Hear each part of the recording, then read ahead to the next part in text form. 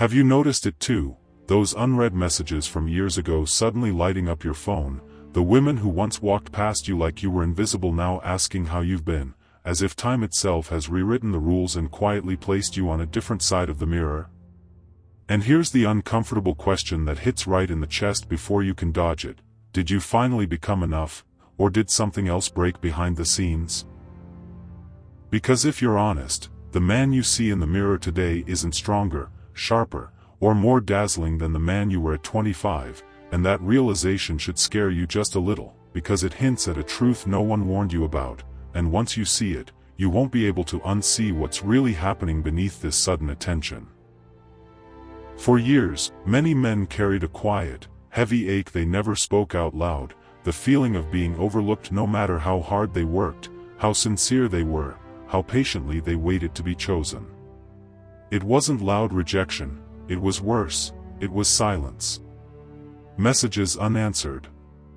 Interest redirected elsewhere.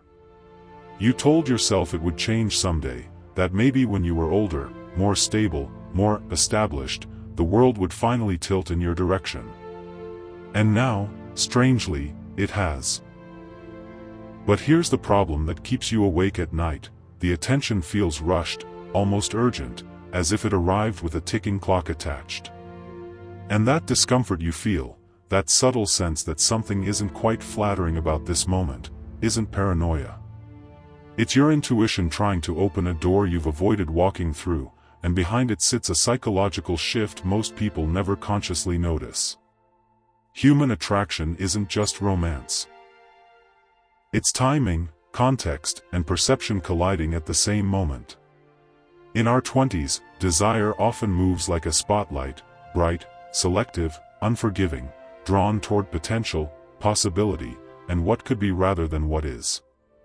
But perception is a fragile thing, and it doesn't age gracefully. What felt infinite at 20 slowly begins to feel narrow, then finite, then painfully limited. And when that shift happens, people don't announce it, they adjust quietly. Preferences soften. Boundaries blur. And what once felt non-negotiable becomes negotiable without a single word spoken.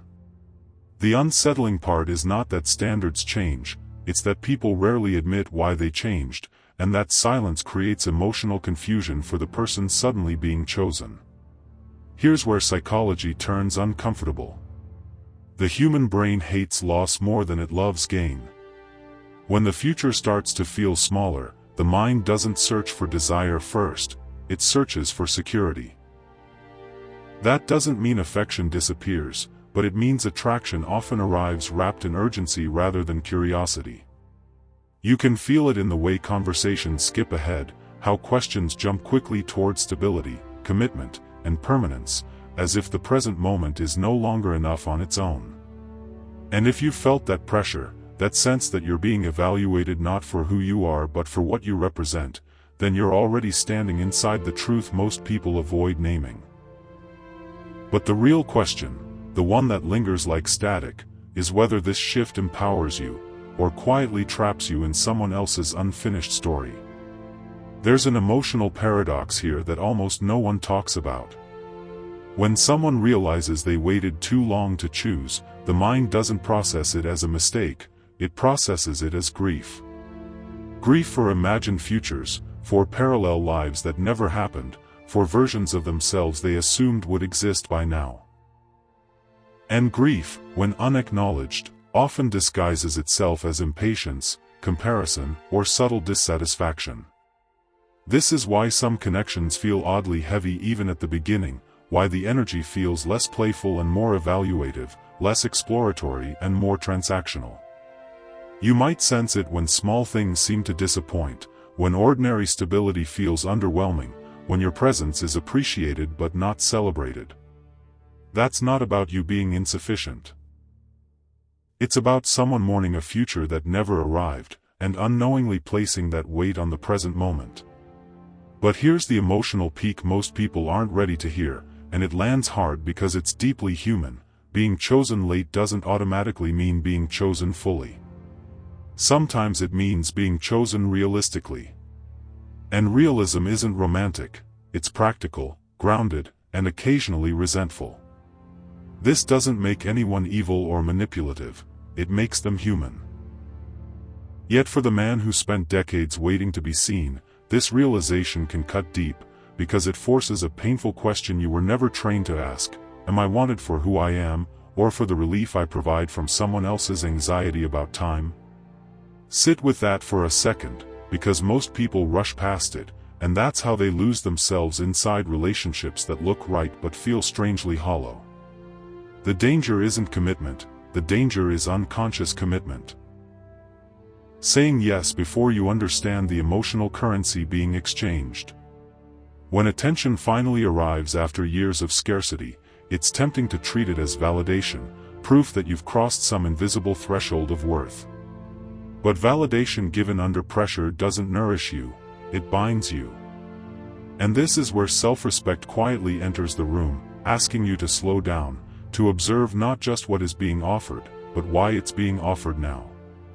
Real attraction breathes. It doesn't rush.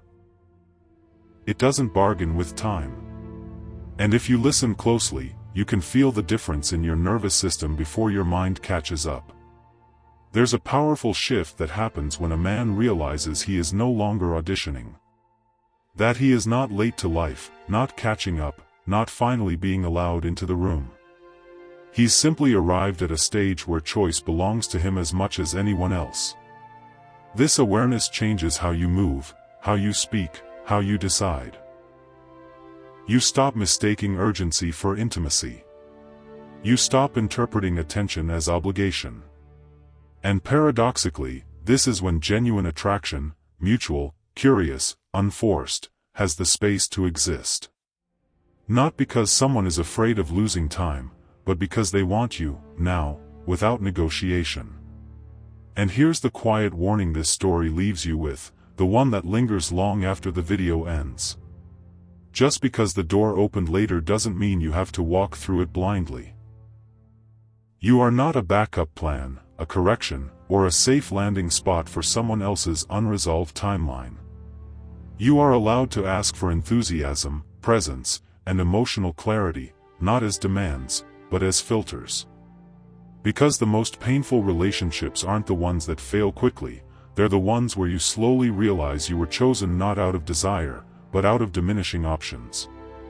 And once you understand that distinction, something powerful happens. You stop chasing being chosen, and you start choosing yourself first, which changes every dynamic that follows.